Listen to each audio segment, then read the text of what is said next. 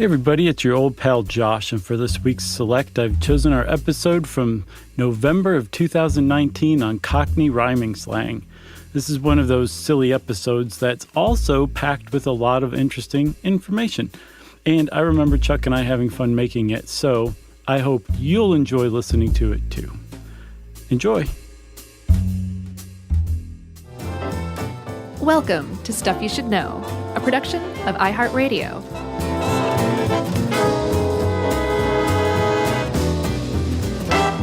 Hey, and welcome to the podcast. I'm Josh Clark, and there's Charles W. Chuck Bryant right there. There's Jerry Rowland right there, so that makes this Stuff You Should Know right. Hey, come there! That's it for me. Can't top that. I was trying to think of a way to say welcome to the podcast in Cockney Rhyming Slang. Can you make an attempt? My brain is so broken right now. I can't even try. Okay, good. Well, welcome. It's a good time to record a show. Right, exactly. You're going to do some Cockney in here, right? We want to offend as many Londoners as we can. I don't know. Just channel a little Dick Van Dyke. Oh. You know? Yeah, the American. Doing a bad Cockney accent. Well, I did recently rewatch The Limey. Yes, for Casey's benefit. Yeah, the great movie from Steven Soderbergh. Never seen it. It's awesome. Is it really? Yeah. I mean, I know it's like a classic and everybody loves it, but I mean, it's really that good, huh? Yeah. Because a lot of people liked, I don't know, The Hangover. I like The Hangover. Well, how would you like The Limey and The Hangover? Same level? Yeah, they're the same movie almost. All right. It's weird. Well, then I've seen The Hangover, so I don't need to see The Limey. No, The Limey's great, and Terrence Stamp is awesome in it and uses some Cockney rhyming slang in one great scene. My big exposure to Cockney rhyming slang is Lock, Stock, and Two Smoking Barrels And or Snatch. Yeah. Which I think are both directed by Guy Ritchie, right? Wasn't Lock, Stock like his first attempt, and Snatch was the one that like got him married to Madonna? You a fan of his? Yeah. I mean, as much as I like his movies, I don't like him personally necessarily because he like hunts boar like a jackass and stuff like that. Yeah. And No, I like meant drunk with his friends in the most like disrespectful way of murdering a pig. I meant his movies, but yeah, I do like his movies. Sounds like he's a creep too. I'm not going to go on record saying that, but you know. Yeah, those movies are okay. And then I guess what's his name? Don Cheadle a little bit in Ocean's 11. Sure. He did a little bit of that. Right. And I mean, like, it's code to Americans. It's, there's like a criminal, a British criminal. Right. That's all that means these days. Yeah, I think so. In movies, it's definitely, like all of those are criminal people in the movies. But they're like, kind of slick, cool criminals that like Sure. wear leather coats and stuff like that. Not dumb criminals that wear like football jerseys or anything like that. They're like, smooth criminals. That's, I think, what I was looking for. Yeah. But this idea of associating it with Cockney is not necessarily associating it with criminals. It's more associated with like lower class, working class, less educated, definitely not the aristocracy over in Britain. Yeah, or the upper class, sure. And that by speaking with a Cockney accent, or more to the point, using Cockney rhyming slang, you could really differentiate yourself as a point of pride. Right. Like you were speaking like your group, your in-group, which was at the time Cockney. Right. But the big surprise to all this is it's really possible and even probable that it wasn't the Cockney that came up with this rhyming slang, that it was somebody else altogether. Maybe. Who knows? Should we say what it is? No. Not for the rest of the podcast. Cockney rhyming slang. It wasn't even very clearly defined in this piece. Okay. Do you think it was? It's in there. Okay. You got to just kind of separate the wheat from the chaff. So it is a two-word phrase. It is a slang phrase consisting of two words. So far, so good. Where the last word of that phrase rhymes with the original word. And it can be, and I think the best way to do this is just to throw out a few. No. Keep describing. Well, the two-word phrase, it can be a lot of things. It can be a person's name. It can be just something random. It can be a place. It could be a place. It could be a lot of things. It can be anything. Yeah, sure. I guess it can be. Mm-hmm. But shall we illustrate it through? Well, there's a second part to it, too. Okay. The second part, and this is very important, the two-word phrase that you're using where the second word rhymes with the word you're actually saying. Yeah, the original word. The original word, thank you. Usually has nothing to do with it. There's no metaphor, there's no connection, there's no nothing. There's no context to it. It's supposed to just be random, or in most cases it is just random words. Right. One of which rhymes with the word you're replacing. And to further complicate things, sure, in a lot of cases, and no one knows why, sometimes this happens and sometimes it doesn't. Mm-hmm. A lot of times that one of the words of the two-word phrase is dropped. Yep. And then you're just left with the one word. Which doesn't even rhyme with the original word anymore. Right. That's probably the best description of Cockney rhyming slang anyone's ever given. So I think we should illustrate it with a couple of examples. I pulled some from something called the internet. Here's one. The tip and tet. That's how long it took me to come up with that. Tip and tet for internet? But in 10 years, it'll just be called the tip. I'm going to log on to the tip, Governor. So let's say your word was, and this was in Ocean's 11 specifically, trouble is the word that you're trying to say. Cockney rhyming slang for trouble is Barney Rubble. Awesome. And so you would say, you're making a bit of the Barney Rubble again. Right. When somebody, that was kind of, who was that? Making a bit of Barney Rubble, not the. See, I already did it wrong. No, but I think you did that sound like a real person? To an American, for sure. Oh, yeah. I can't. I'll shout it out later. Oh, man. Comes to me. I finally did a good one. I just don't know who it was. No, but it wasn't a Cockney person, is the thing. Oh, okay. Another example for Queen, they would use the term baked bean. Look who's on TV. It's the baked bean. Right. And that's the Queen. I like that one. Or in the case of one that's been dropped, what does Ed use here? Bees and honey? That one is not dropped for money. Oh, okay. But which one was? Apples and pears for stairs. Right. So you would say, I'm going to go up the apple and stairs. Apples and pears. Oh, man. Let me retake this, everybody. You would Take say, two. I'm going to go up the apples and pears to go get my wallet to pay for this pizza, or something to that effect. Okay. But then over time, people drop the pears. And so now the word for stairs in Cockney rhyming slang is just apples, which if you're just standing there on the outside like a normal American bloke, Sure. which by the way means person, you have no idea why this person just called stairs apples. You got what they were saying because the context is there. You're going up the apples to get your wallet to pay for the pizza. But why would you just say that? Did you hit your head? Is there something wrong with you? What's the problem? Why would you just call that apples? Yeah. That's why it's so confounding. But the great thing about Cockney rhyming slang, and in particular the great thing about researching Cockney rhyming slang, is you learn how you get from apples to stairs, and then it makes sense. Sometimes. Yeah, that's true. It's not always. Yeah, sometimes there's, it's not documented, which Ed points out is one of the problems.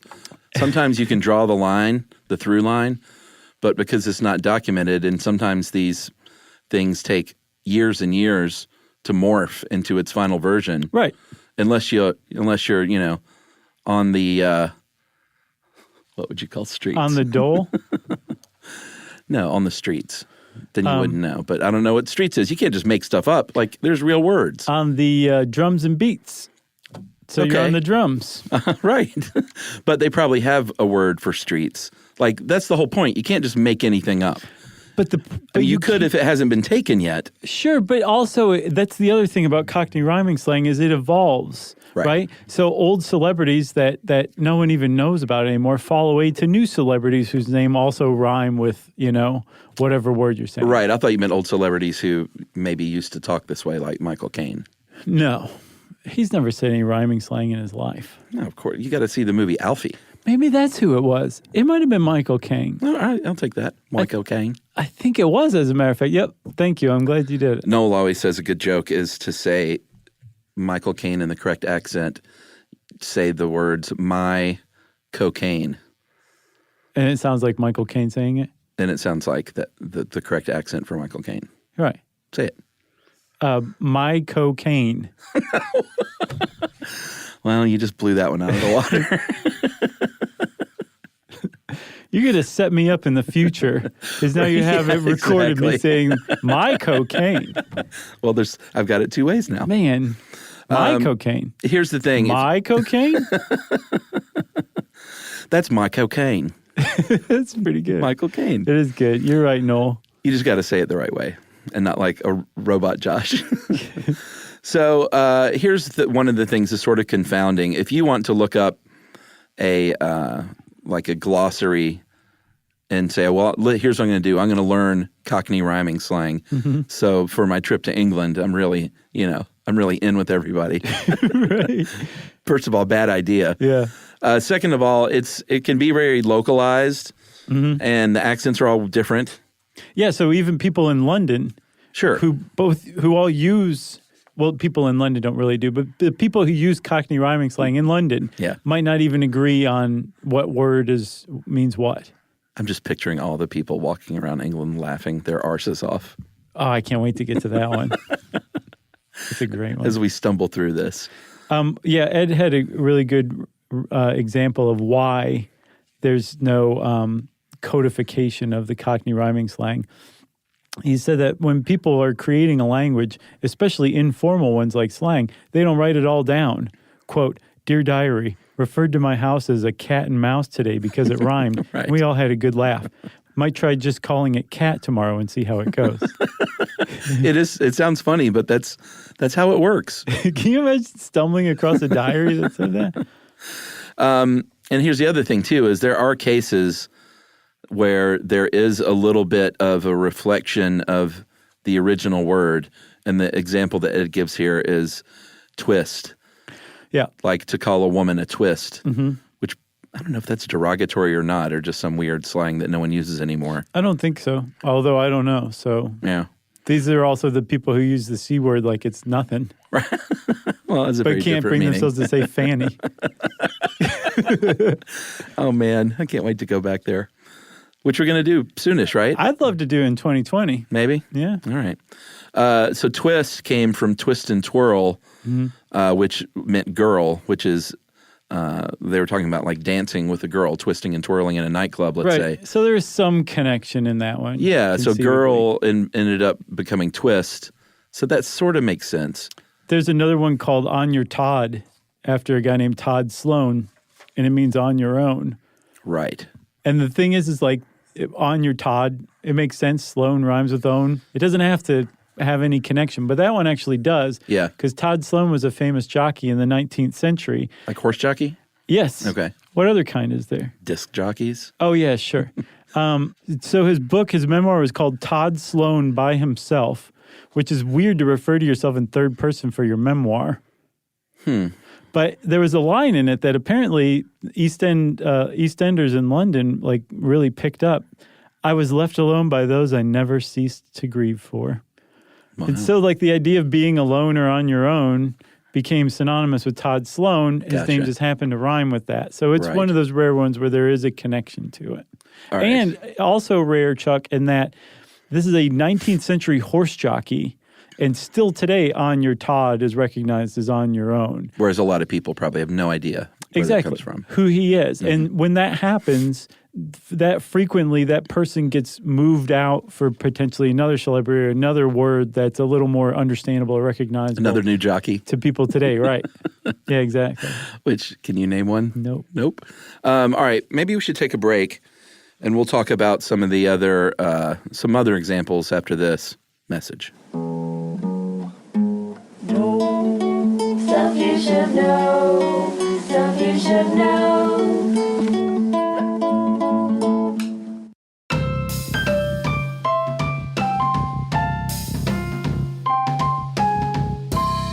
Okay, we're back. Jerry just opened the loudest sandwich in the history of the world. It really was. She's like, hold on a minute. And it sounded like it was in a space blanket. It was like Ernest opens a sandwich over here. Oh, that was a good one. Not as good as part two. No, it wasn't. I saw that first one in the theater.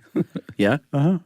So here's some other examples that some of them have sort of stayed over in England, and some of them have found their way. Like apparently the term "put up your dukes" is Oh, from I didn't know that. Cockney Rhyming Slang. So, And I didn't write down where dukes came from, but that's where it was originally a Cockney Rhyming Slang term. yeah, because you would think it had to do with fists or something, Yeah, right? dukes for fists.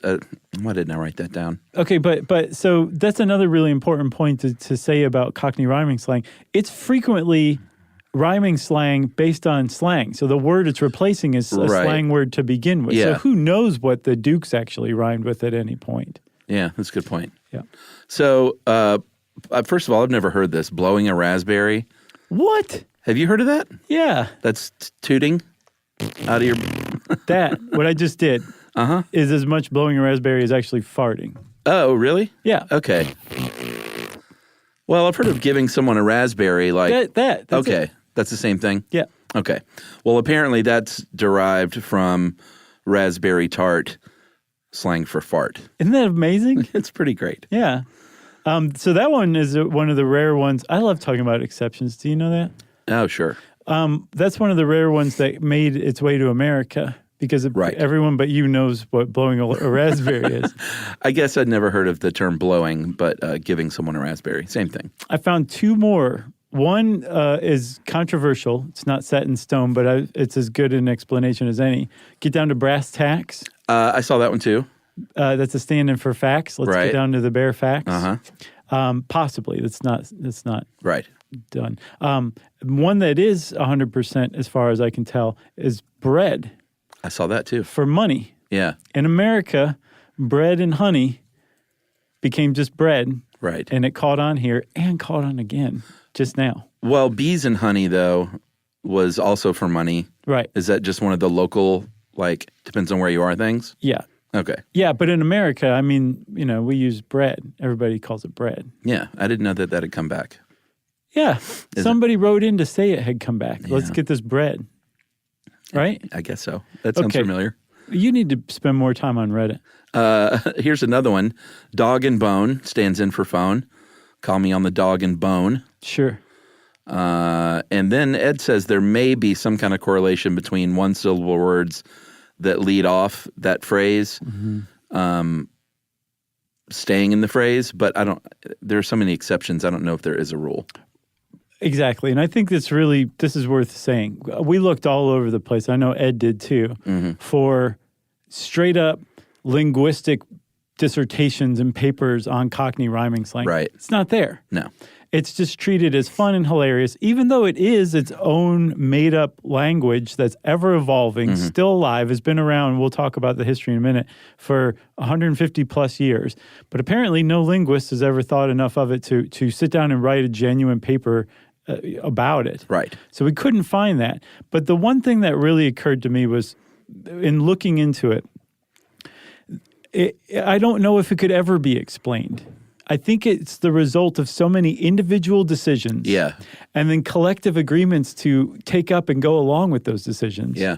And those agreements can be totally undermined by a new individual decision that catches on. Yeah. How could you possibly map and even understand all or explain all of that different stuff? But Yeah. even though we can't explain it, once you start to learn how it works, it's understandable. So you can't explain, but you can understand it. Yeah, and it's like I always wonder with any kind of slang or like who makes this stuff up, who sets the rules. It's probably just the kind of thing that just starts on a playground Yeah. and spreads from there Right. and gets codified unofficially. Yep. Then everyone's using it. Sure. But I wonder if I don't know. You can't trace this stuff, which is sort of frustrating as researchers Right. because I think we like to pinpoint things. Yeah, but people have tried to trace it and they've come awfully close. Well, we'll get to that in a minute. Okay. I want to go over some more of these. All right. I want to get up on my plates and get out of here. Your plates of meat? Plates of meat, which is feet. Or between podcasts, you'll probably have to go take a rattle. Yeah. Rattle and hiss. Rattle and hiss like a snake, You got it. and that means pee-pee. Right. Exactly. And then I guess we should talk about arse. Yeah, sure. That's the one you were pretty excited about. Yes, because it goes even so much farther than arse even. Yeah, it's pretty convoluted. Okay. You want to take it? No, go ahead. Okay. So arse, the very famous name for ass in the UK. Mm-hmm. Everybody knows that. Sure. It's actually, it comes from Aristotle, which you're like, well, what does that have to do with ass? Well, let me tell you. Aristotle is Cockney rhyming slang for bottle. Again, the question is, what does that have to do with ass? Right. Well, originally, the Cockney rhyming slang word for ass was bottle and glass. Right. It became shortened to bottle. Mm-hmm. Somebody came along and rhymed Aristotle with it. That got shortened to Aris and then to arse. Crazy. It goes even further than that. Oh, yeah? I saw one plaster for arse.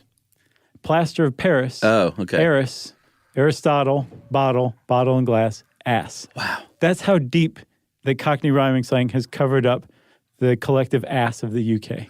Yeah, and again, it's like, why you can't put that in a book and explain it in any kind of way that makes sense. You got to do it on a podcast. Or a paper. Right. You just have to accept it. It's like, that's how it happened on the street. I think that's a really good way to put it. On the streets of the East End, right? Right. On your cocaine. No, not your cocaine. They do have, for all that we're saying about how don't look at glossaries and stuff like that, they do have dictionaries that you can buy if you're a total square, right. I would guess. It's probably not a cool thing to do. Right. That's like saying, I want to become a rapper, so let me get a rhyming dictionary. Yeah. Although I did have a rhyming dictionary at one point. Well, rhyming, it's not, just limited to Cockney. We humans love to rhyme. Yeah. Which is one assertion Ed makes for why it's popular or so long-lasting.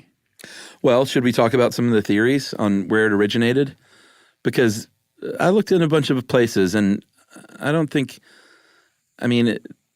calling it theory is a little, I think they kind of know where it came from.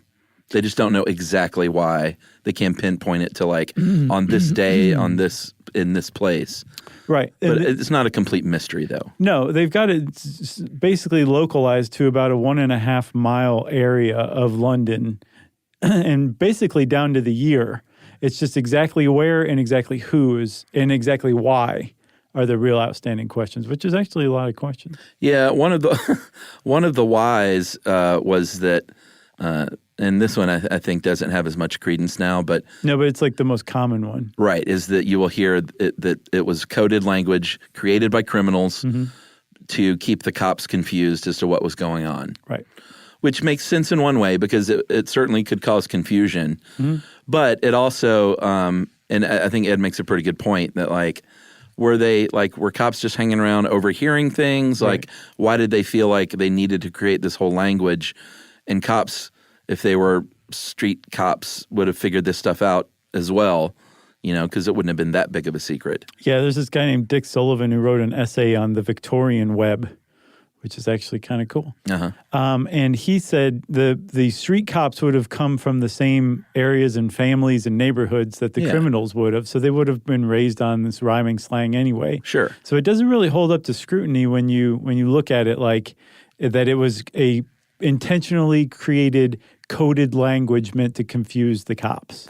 Right. And that's not to say it nevertheless wasn't associated with some kind of criminal underworld East London types. Yeah, and it almost certainly was taken up by the Cockneys, but it wasn't necessarily Cockneys or criminals who came up with this rhyming slang to begin with.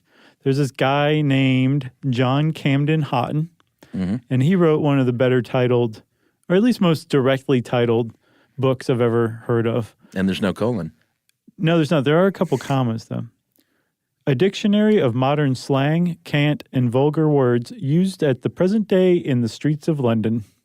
And he has a chapter on rhyming slang, and he basically says that it was two groups, chaunters and patterers, basically traveling salesmen who would stand on street corners and hawk their wares and, maybe pick your pocket while you were trying to buy something from them, and that they came up with Cockney rhyming slang. Yeah, and I saw that enough to think that that's probably true. Yeah, and the chaunters in particular spoke in singing rhyming language, so it would have been a pretty quick evolution. Yeah, I think this one makes a lot of sense. Street criers, England and London especially has a long tradition of street corner barkers and things like this. Right. I remember seeing one myself when I traveled there in the 90s, and I was like, they're still doing this stuff? Yeah. It was like a box in the park where you can go stand on it and Soapbox? maybe. I mean, that's where that came from, right? Probably. And just, shout your piece. Sure. And I saw a guy doing it, and I thought, what year is this? This is wonderful. Right. It's fantastic. But in particular, the chanters, they sang and then sold penny ballads, like sheet music of penny ballads that they would write real quick after somebody famous died or there was a train wreck or something. They'd write a ballad about it and then be out in the corners selling these things. Wow. But because they were singing in rhymes and sing-song, it's a really good bet that these guys were the ones who originated rhyming slang. Yeah. But not necessarily for any kind of intentionally coded language, because that same guy, Dick Sullivan, says there's no reason for patterers who sold their, little gewgaws or trinkets or whatever. I love that word. Or chanters who were selling these penny ballads. They worked alone. There was no need for them to come up with a coded language To communicate with one another? Yeah, in front of a customer who they were ripping off, because they didn't need to communicate with one another in front of customers. Well, I saw that maybe they, could communicate with each other when customers were around or something. I don't know. Right. But the other part of that is that it supposedly flies in the face of how slang develops, that it's unintentional. Right. Like you don't say, let's come up with a coded language and here's how it works. Yeah. Even like American teenagers, when they have slang that their parents don't understand, like you remember how that stuff went. It was something you just heard. You never sat around. Sure, I'm hip to that. And said, like, hey, let's use this other word that our parents won't know what it means. Right. We'll call it Pepsi when we're on the phone, okay? There was also the Victorian Backs slang, which that was not Cockney rhyming slang. That was just pronouncing words backwards. Sort of simple. Like yob for boy. Yes. But something interesting about that is that it's based on the spelling, not the pronunciation. Right. Which suggests a strong degree of literacy, which you would probably not have found among at least the patterers. Right. Probably among the chanters, because they were writing songs and ballads. Right. So it's possible they came up with that too. But they think maybe it was butchers and butchers' assistants who came up with back slang. Oh, really? Yeah, and actually to confuse customers, or to be able to talk about what price they should charge a customer in front of the customer. Right. So there is, like, you take all these different pieces and you get the current idea and story for Cockney rhyming slang, but it's actually a bunch of different stuff that wasn't really all connected until later on. Yeah, what it probably also was not was Irish dock workers. Yeah. There was one theory being bandied about that Irish dock workers would come over and they would speak in this made-up rhyming slang. So, they could just talk among their Irish peers and the people of London wouldn't understand them. Not much of this makes any sense at all. No. Because they don't I think now you see it some in Ireland, but for all those years that it was prevalent in London, it was not in Ireland. Right. Unless they literally just made it up when they came over from Ireland. Right. Plus, why would they not just speak Irish in front of the English, who might not speak it? Yeah. Or what would that be, Gaelic? Sure. I think so. We're getting so much of this wrong. Do you want to take a break and fact check everything and maybe just rewind and start over?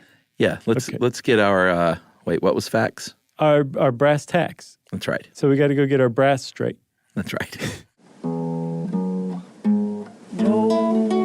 Stuff you should know. Stuff you should know.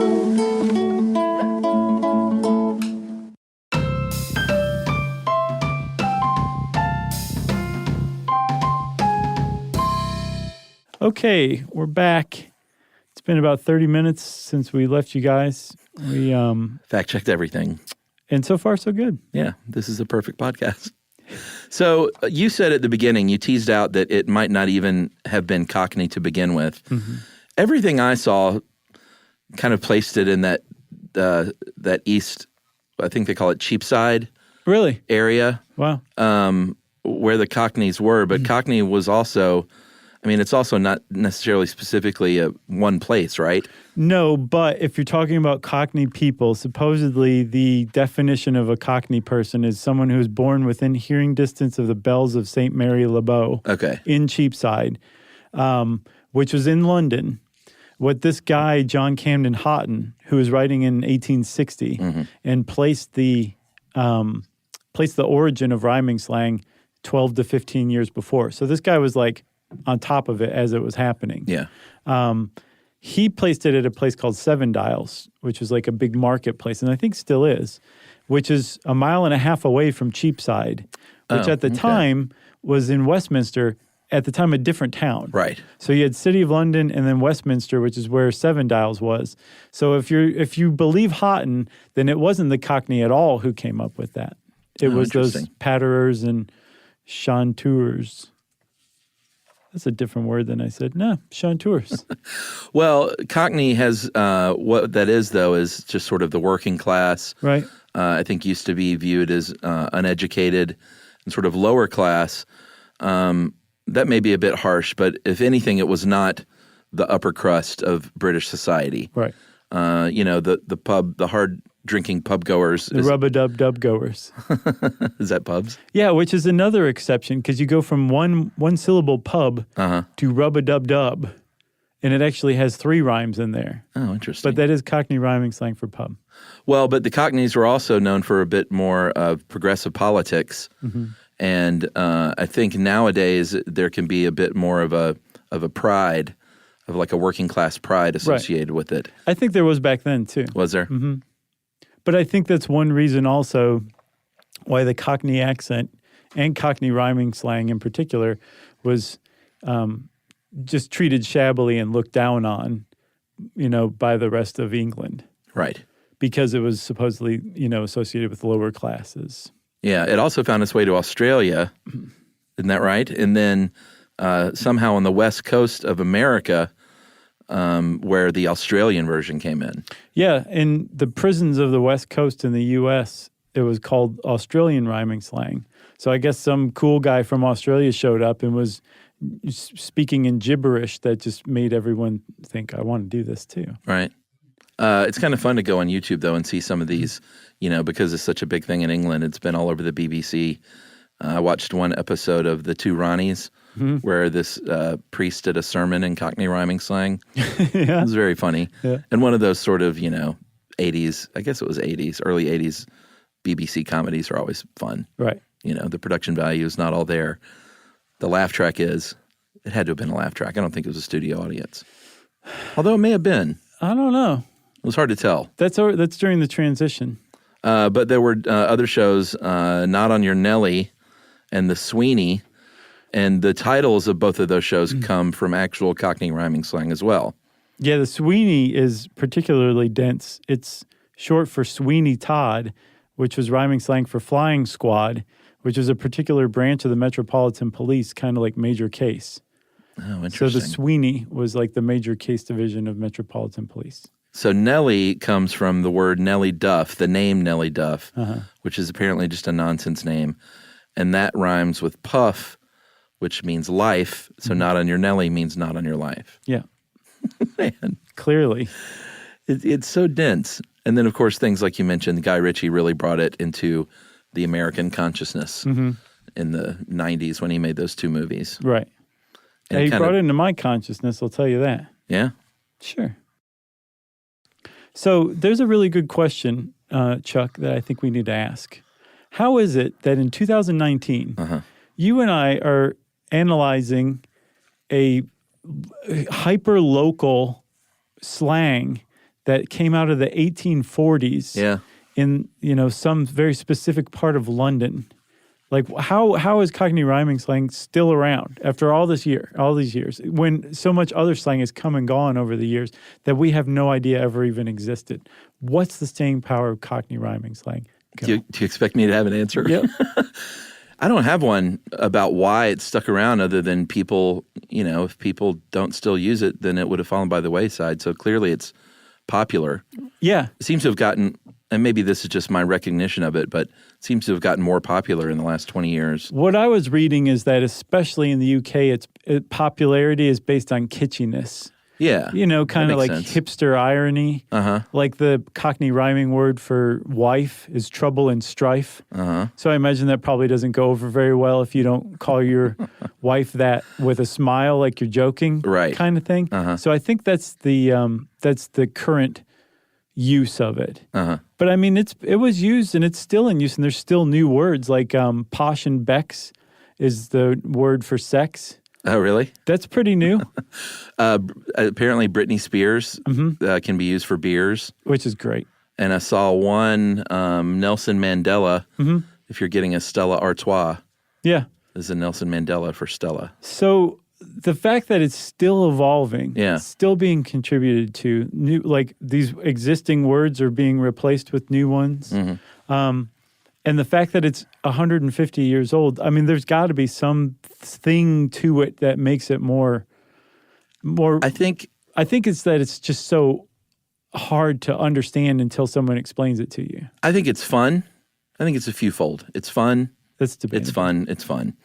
It's there is a code to it, and part of the fun is I think his friends maybe trying to make something up and having it catch on. Sure. It's almost like a game, like a word game. Yeah, a bit. Did you just go a bit? And then the unique Britishness of it all Yeah. has a lot to do with it, I think. Yeah, because even though it got exported to Australia, no one associates it with Australia. Sorry, Australia. But if if it really took off in America with hipsters, people in Britain would probably be like, forget it. Well, what is flown the coop? What could you say for coop? It's on the Gwyneth and the Goop. So the Gwyneth, it's flown the Gwyneth. Okay? Well, see, that one might catch on. I can do this all day. You never know. Some of them aren't so good, but other ones are gems. The why of it all, though, to begin with, I thought was interesting. I asked you why, and you said you don't know. No, you said, why is it sticking around? I mean, why did it start to begin with? Oh, okay. And I think, Ed makes a pretty good point that just rhyming period has always been a thing. Right. Even in the States. And he uses examples like see you later, alligator, after a while, crocodile. Like, I remember saying that when I was a kid. I just said that yesterday. What, did you really? Yeah. See you later, alligator? Yeah. There's just something about it. Maybe it's the childlike nature of it that's fun. It makes old people feel young again.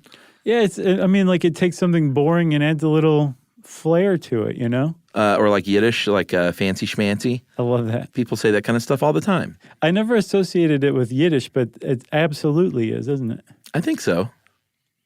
I mean, not outright Yiddish, but Yiddish culture? I think so.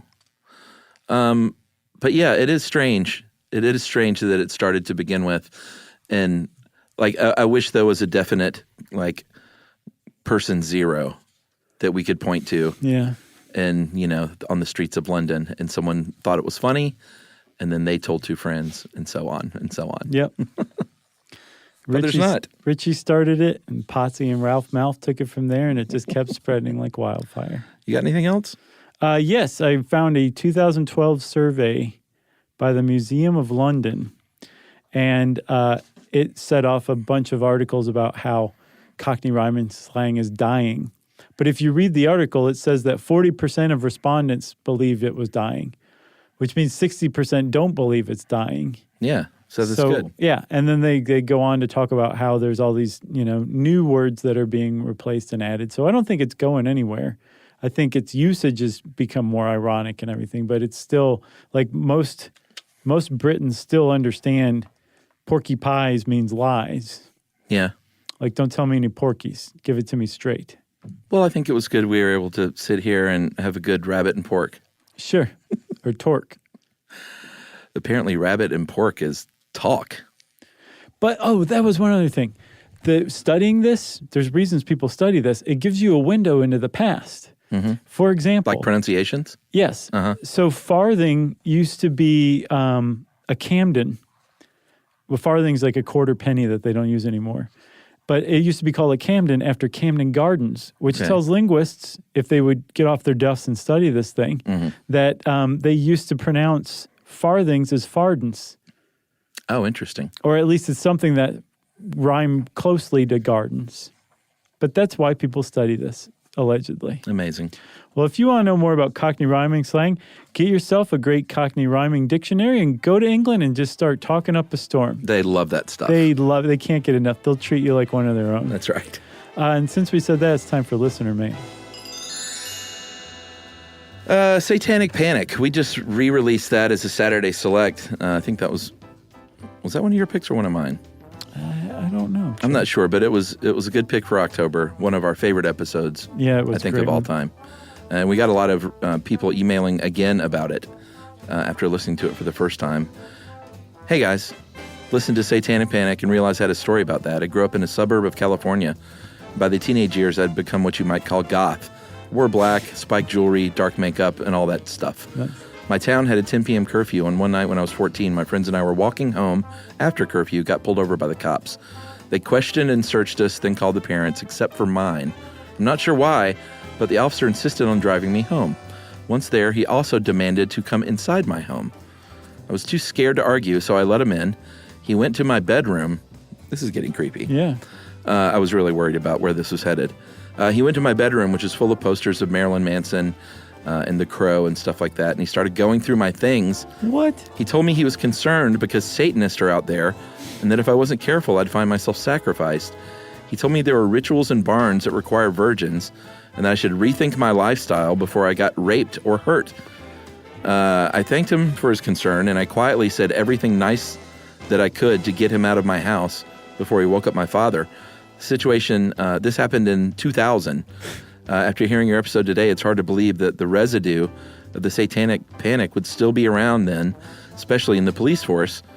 Just to be clear, the suburb I lived in had very little crime, so the officer was very surprising indeed.